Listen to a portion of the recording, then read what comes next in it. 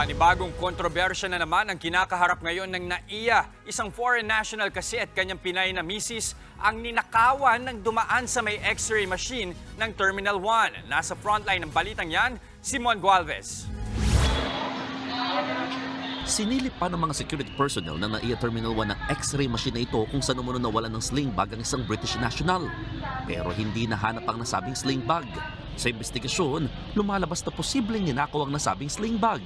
Babiyahe na pa London ng dayuhan kasama ang Pinay niyang asawa nang dumaan sila sa departure area ng NAIA Terminal 1. Papasok pa lang ng check-in area, sinabi na sila ng isang grupo na naghatid din umano ng isang pasahero. Nasalisihan umano ang British national habang nasa x-ray machine at kinuha ang kanyang sling bag. Nakita na raw ng Manila International Airport Authority sa kuha ng CCTV ang grupong hinihinalang tumangay sa sling bag.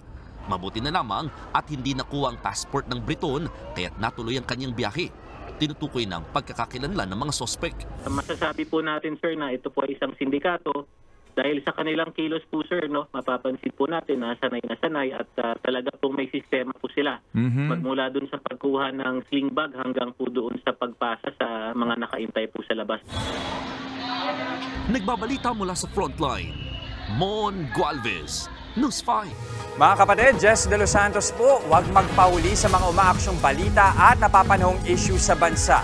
Para sa mas malawak na balitaan, mag-subscribe at mag-follow sa social media pages ng News 5.